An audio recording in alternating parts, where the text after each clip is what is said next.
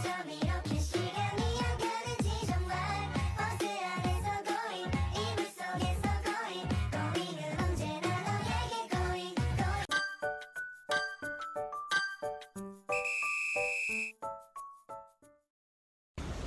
Hai, Assalamualaikum warahmatullahi wabarakatuh. Perkenalkan, nama saya Salsabila dengan NIM 10976. Saya merupakan mahasiswi Universitas Primageraha kelas RA5 Manajemen. Di sini saya akan membuat video tugas UAS manajemen operasional dengan dosen pengampu Bapak Wahid Al-Farizi SEMM. Baik, langsung saja kita masuk ke materi. Berikut adalah materi yang pertama. Nah, sebelum masuk ke materi yang pertama, di sini saya ingin sedikit mengulas mengenai pengertian dari manajemen operasional. Nah, di sini dari teman-teman ada yang tahu nggak sih apa itu manajemen operasional? Ya, jadi manajemen operasional itu kalau misalkan kita jabarkan secara satu-satu, ya secara singkatnya bahwa manajemen operasional itu berasal dari dua kata. Yang pertama itu manajemen dan yang kedua itu operasional. Nah, kalau yang kita ketahui tentang manajemen itu adalah kegiatan untuk mengontrol, mengawasi perencanaan gitu ya. Sedangkan kalau misalkan operasional itu berkaitan dengan operasi gitu atau kegiatan produksinya tersebut gitu.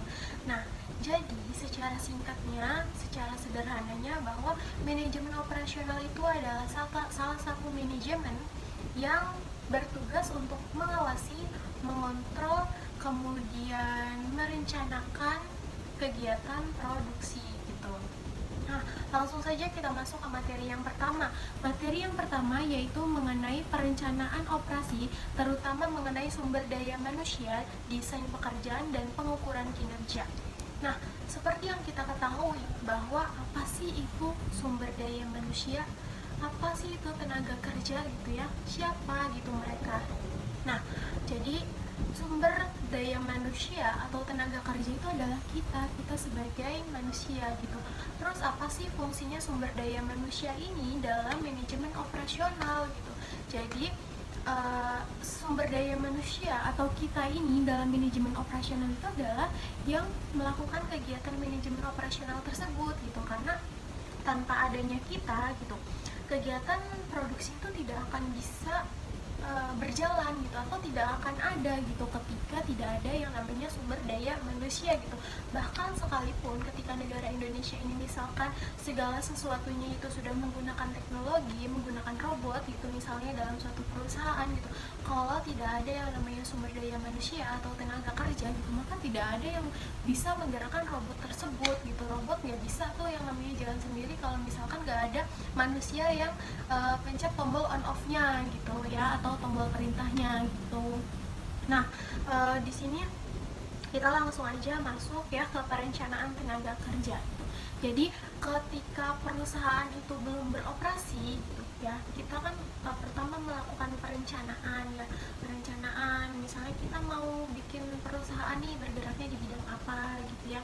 Kemudian kira-kira kalau misalkan kita bergeraknya di bidang makanan gitu, nah bagian-bagian apa aja nih yang ada di perusahaan ini gitu. Kayak misalkan kalau misalkan mau mengelola kerupuk kulit gitu ya, berarti bagian yang yang di belakang itu kayak misalkan bagian potong-potong kulit ada, kemudian bagian gorengnya ada, kemudian bagian kasirnya juga ada ya untuk pembelian, kemudian logistiknya juga ada ya, dan lain sebagainya gitu. Nah, maka di situ yang namanya perencanaan tenaga kerja gitu. Kira-kira kita butuhnya di bagian apa nih gitu.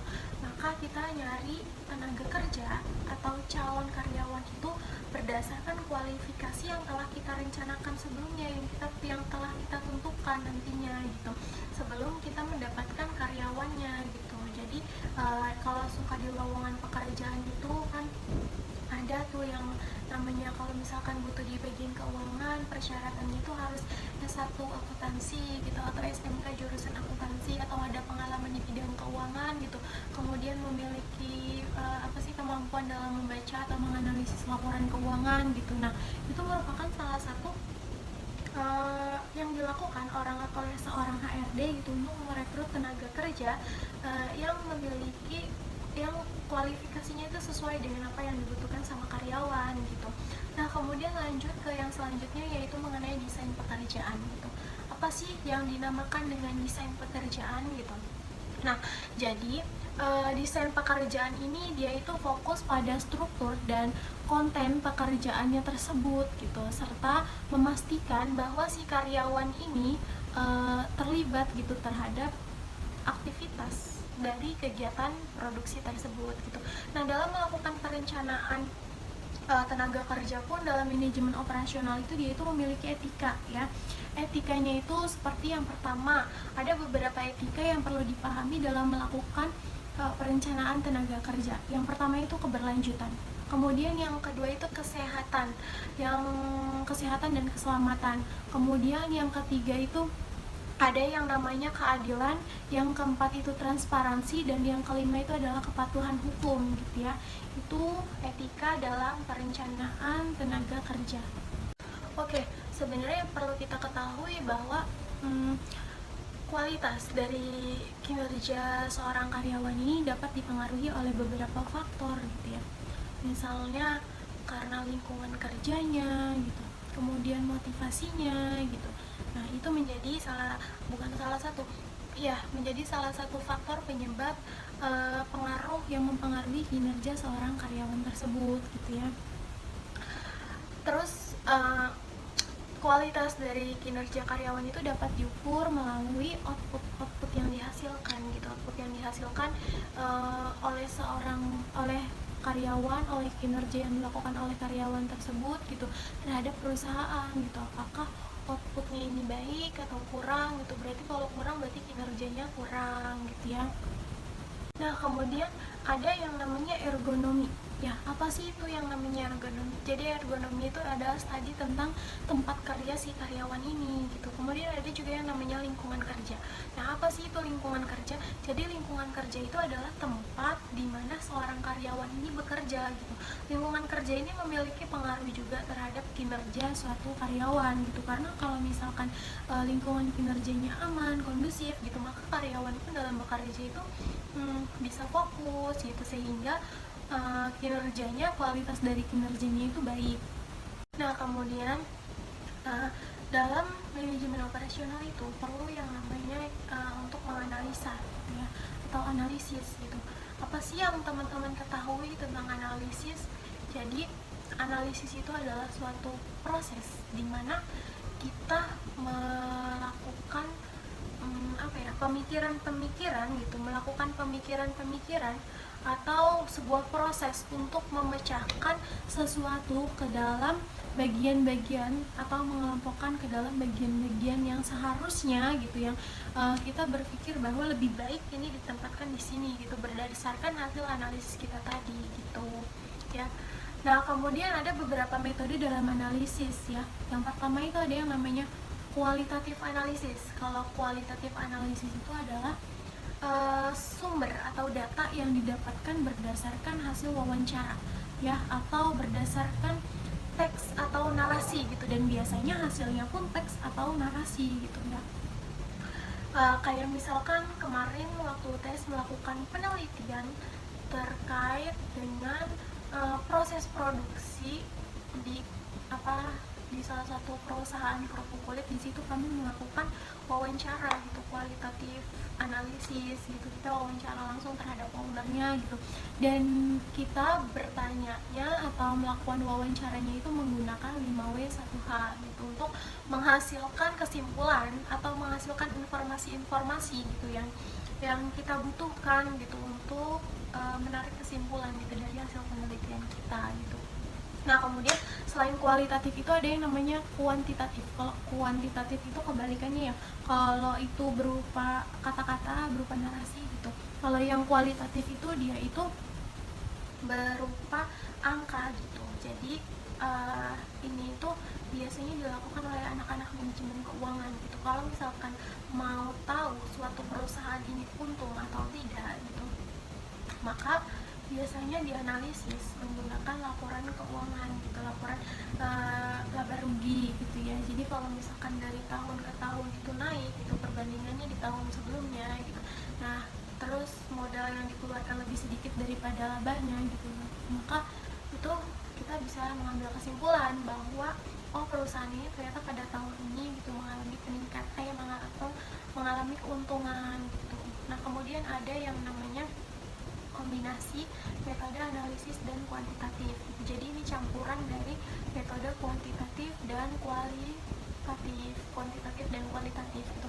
Kemudian ada yang namanya metode analisis regresi data gitu. Jadi dari hasil data yang diperoleh itu nantinya diolah sebagai bentuk metode analisis dari regresi data ini.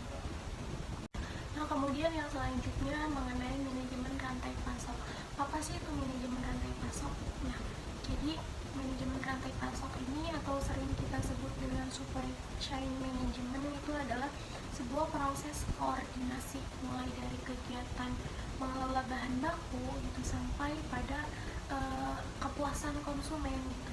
Jadi intinya mah manajemen rantai pasok ini dari proses awal kita memperoleh si bahan baku ini gitu sampai kepada kepuasan si konsumen gitu.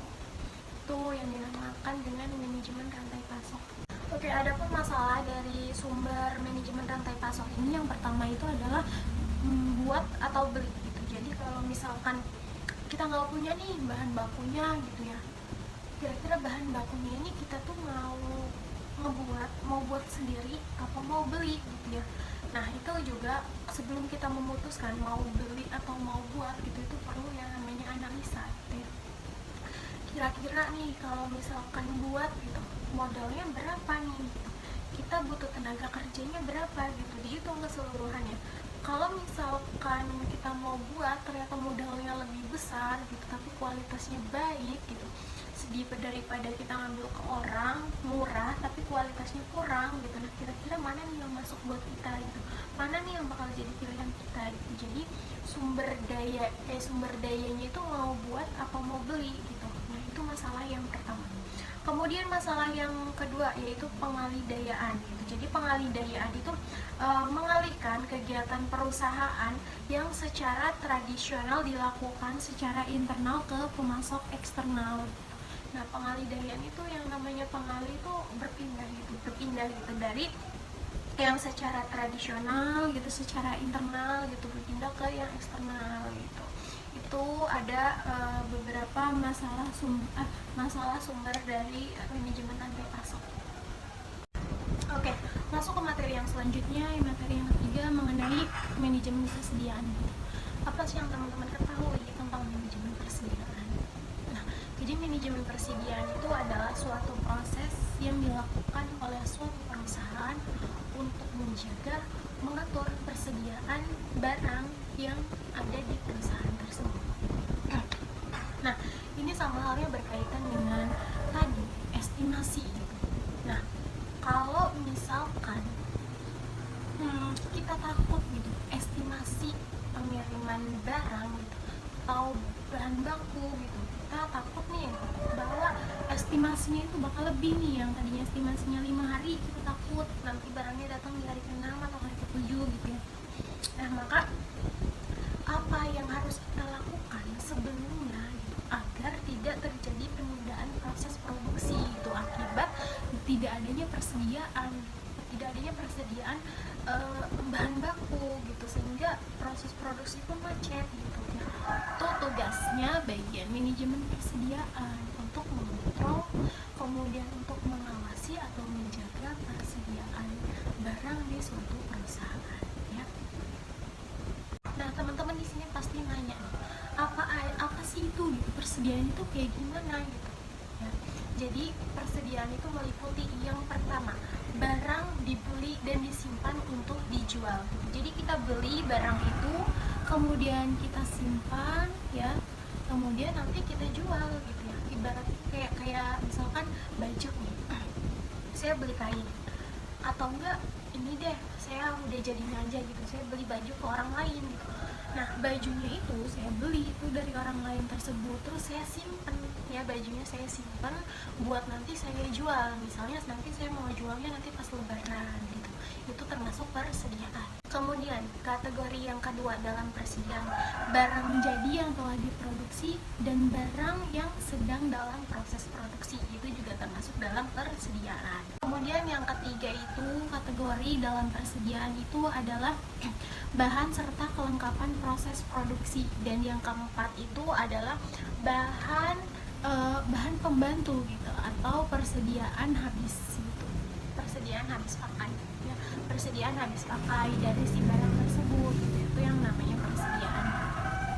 Nah, adapun fungsi dari manajemen persediaan ini adalah yang pertama, mengantisipasi pesanan persediaan, kemudian mengantisipasi kekurangan persediaan gitu. Jadi kalau misalkan permintaan lagi banyak nih ya, terus kita bisa mengantisipasi gitu. Kalau misalkan lebaran nih, pasti pemesanan bajunya lagi banyak gitu. Nah, agar caranya kita terus bisa jualan gitu, maka kita harus nyetok gitu bahan baku gitu dari si baju ini, misalkan kain-kainnya, untuk terus kita produksi, kemudian nanti kita bisa jual terus di hari menjelang lebaran. Kemudian yang ketiga, fungsi yang ketiga yaitu menjamin lancarnya proses produksi. Oke, adapun faktor yang mempengaruhi dari manajemen persediaan. Faktor yang mempengaruhi manajemen persediaan ini, yang pertama itu adalah permintaan pasar. Kemudian yang kedua itu kondisi ekonomi. Kemudian yang ketiga itu proses produksi dan pengadaan. Yang keempat lifetime supplier. Ya, kemudian yang kelima itu ada kebijakan penjualan dan diskon, kemudian perubahan teknologi, kemudian ada teknologi dan sistem informasi. Itu. Nah, untuk mengambil keputusan dalam manajemen persediaan itu berkaitan sama dua hal ini. Yang pertama, kapan akan melakukan pemasaran. Kemudian yang kedua, berapa jumlah pesanannya. Nah, kalau misalkan terjadi kesalahan dalam melakukan manajemen persediaan ini, akan berakibat fatal terhadap laba atau keuntungan yang nantinya akan diperoleh oleh suatu perusahaan gitu ya. Kalau misalkan kita memprediksinya salah gitu ya, yang seharusnya kita nggak perlu nyetok banyak gitu, karena permintaan pasar yang naik turun gitu ya, yang kita di hari biasa gitu, tapi nyetoknya banyak gitu ya, nggak ada event-event tertentu. Nah, itu akan mempengaruhi terhadap keuangan perusahaan gitu. Tapi kalau misalkan kita nyetoknya sedikit juga, terlalu sedikit juga, sedangkan nanti misalkan di bulan depan ada event apa gitu, kayak misalkan tadi lebaran lagi, kayak misalkan ada event lebaran gitu, nanti tuh kalau misalkan tiba-tiba pesanannya membeludak gitu ya, nanti kan terjadi kekosongan stok persediaan, dimana yang seharusnya suatu perusahaan itu memperoleh keuntungan gitu, ini mah tidak, karena tidak ada yang namanya persediaan gitu. Jadi dia tidak menjual barang karena persediaannya tuh habis gitu. Tuh ya, jadi kurang lebihnya dari materi manajemen persediaan itu seperti itu. Di manajemen persediaan itu lebih pada memfokuskan ya, kira-kira gitu dari analisis yang sebelumnya gitu, dari tahun sebelumnya. Kalau misalkan bulan Ramadan atau bulan hari raya Idul Fitri gitu, kira-kira permintaan terhadap baju ini bakal naik apa enggak gitu, kira-kira stoknya ini bakal ditingkatkan apa enggak, ini untuk mengatur, menjaga persediaan gitu. Baik, materi yang keempat yaitu mengenai perencanaan agregat dan SOP. Proses perencanaan itu terdiri dari 3. Yang pertama itu ada perencanaan jangka panjang. Perencanaan jangka panjang ini biasanya sesuatu itu direncanakan dalam jangka waktu setahun. Nah, kemudian ada perencanaan jangka menengah yaitu sekitar 3 sampai 18 bulan. Kemudian yang ketiga itu ada perencanaan jangka pendek. Perencanaan jangka pendek itu sekitar 3 bulan. Nah, terus apa sih yang teman-teman ketahui tentang perencanaan penjualan dan operasi atau disebut dengan SOP? Jadi perencanaan penjualan dan operasi itu adalah proses di mana untuk menentukan sumber daya kapasitas yang dibutuhkan oleh suatu perusahaan untuk memenuhi permintaan dalam jangka waktu menengah sekitar 6 bulan sampai 18 bulan, sampai 12 bulan atau 3 bulan sampai 18 bulan. Nah, terus apa sih tujuan dari perencanaan SOP ini gitu. Jadi tujuan dari perencanaan SOP ini adalah untuk mengelola sumber daya seluruh perusahaan. Kemudian dari laporan hasil perencanaan ini juga itu untuk membantu perusahaan terutama dalam manajemen rantai pasok membuat rekomendasi untuk struktur untuk mendukung kebutuhan pelanggan dan mempertahankan profitabilitas dari perusahaan tersebut gitu. Jadi kalau SOP ini, perencanaan SOP ini kaitannya salah satunya yaitu dengan manajemen rantai pasok tadi.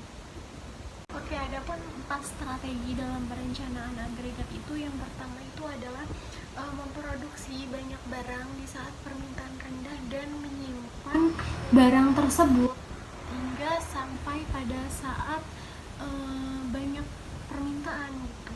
Merekrut tenaga kerja pada saat merekrut atau menambah tenaga kerja pada saat permintaan tinggi dan kemudian memberhentikannya pada saat permintaan rendah gitu. Artinya kan ketika strategi yang selanjutnya itu adalah mensubkontrakkan sebagian pekerjaan pada saat sibuk gitu. Kemudian strategi yang selanjutnya itu adalah jam lembur gitu. Jadi kalau misalkan permintaan lagi naik gitu, maka jam lembur terhadap karyawan itu diberlakukan. Nah, adapun perencanaan agregat dalam bidang jasa itu lebih menekankan pada sumber dayanya atau pada tenaga kerjanya dan jumlah permintaan. Itu kalau misalkan dalam dalam bidang jasa. Ya, produknya itu jasa gitu, bukan barang. Oke, baik, lanjut ke materi yang selanjutnya yaitu mengenai perencanaan MRP dan ERP ya. Jadi di sini ada yang namanya permintaan dependen dan juga ada yang namanya permintaan independen. Kalau permintaan dependen itu adalah permintaan yang dimana barangnya itu berkaitan dengan barang yang lain gitu. Sedangkan kalau misalkan independen ini kebalikan dari permintaan dependen tersebut gitu. Jadi permintaan dependen ini adalah barang yang tidak memiliki kaitan dengan barang lain atau hasil akhir. Oke, baik, yang selanjutnya kita akan membahas mengenai MRP, yaitu Material Recruitment Planning. Jadi itu tuh adalah suatu proses untuk mengetahui apa, kapan, dan berapa jumlah komponen yang dibutuhkan oleh suatu perusahaan dalam kegiatan produksi. Ada 5 teknik dalam mengukur LOT. Jadi yang pertama itu ada lot for lot. Dia itu pemilihannya itu selaras dengan MRP. Kemudian yang kedua itu ada yang namanya prosedur jadwal produksi induk atau MPP. Kemudian yang selanjutnya itu ada strategi penentuan ukuran lot yang disebut dengan periodic order quantity atau POQ. Kemudian yang selanjutnya itu ada ukuran lot dinamis. Itu MRP dalam bidang jasa. Jadi MRP dalam bidang jasa itu membantu si kinerja operasional dari perusahaan tersebut. Salah satu contohnya itu kalau misalkan di rumah sakit ketika ingin diambil tindakan operasi atau ketika ingin melakukan sebuah tindakan kayak operasi gitu, maka membutuhkan yang namanya pasokan, kemudian bahan dan peralatannya. Nah, kemudian apa sih yang dimaksud dengan ERP ini? Jadi ERP itu digunakan untuk membantu suatu perusahaan tersebut dalam mengotomatiskan dan mengelola kinerja itu melalui perangkat lunak.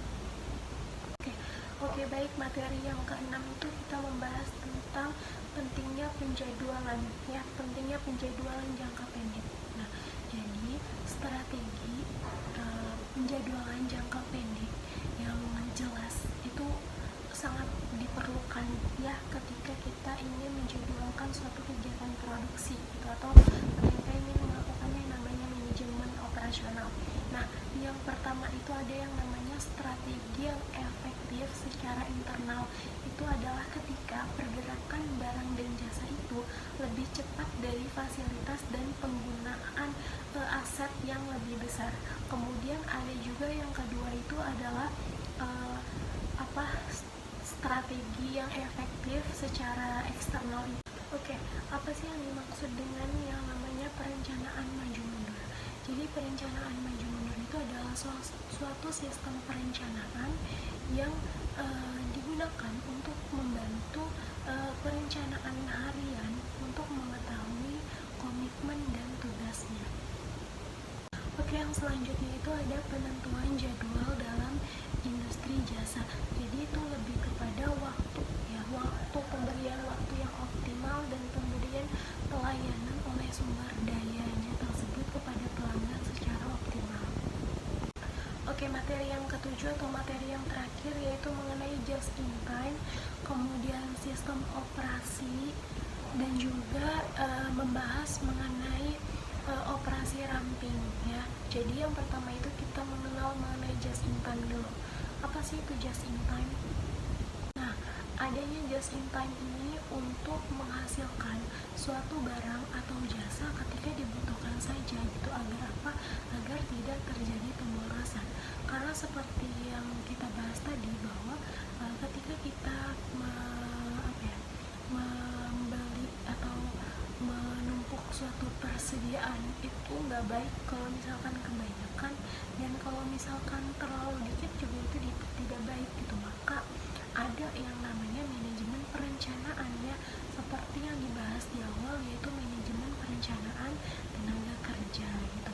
Dan dalam manajemen pun itu semua sudah diatur, sudah dirancang, seharusnya sudah dianalisa terlebih dahulu ketika sebelum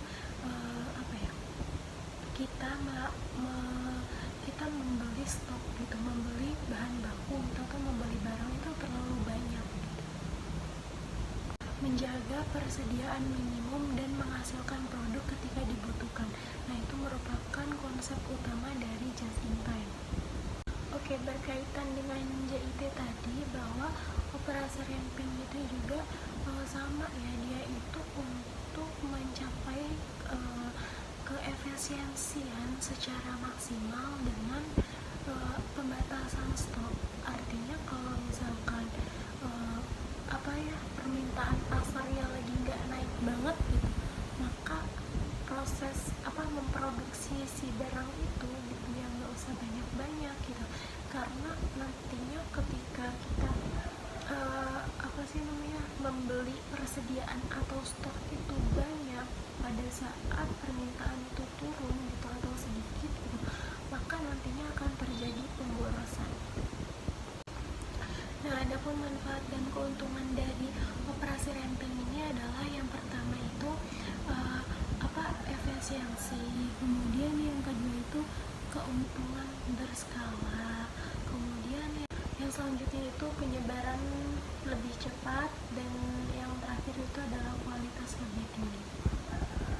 Oke, baik, berikut adalah tantangan dalam penerapan operasi ramping ya. Jadi yang pertama itu adalah perubahan budaya, kemudian yang kedua itu adalah ketergantungan rantai pasok, yang ketiga itu pengoptimalan proses, dan yang keempat itu adalah pengelolaan perubahan.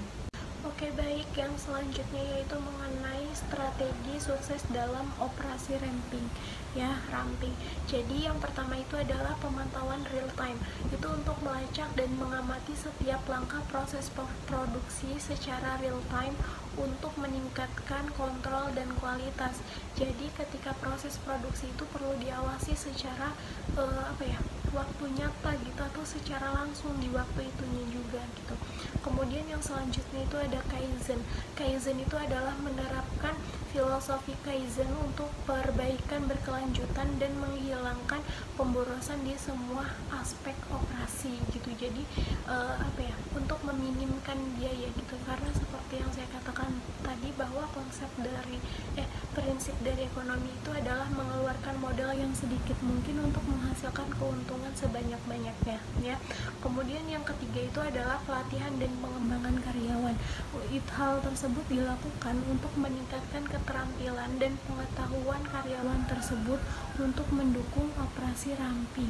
Jadi karyawan yang memiliki keterampilan keterampilan dan kualitas yang baik itu akan mempengaruhi keberhasilan dalam kegiatan produksi tersebut gitu, karena hasil dari kinerjanya itu yang dinilai adalah outputnya. Baik, mungkin cukup sekian penjelasan dari saya, kurang dan lebihnya mohon maaf. Wassalamualaikum warahmatullahi wabarakatuh.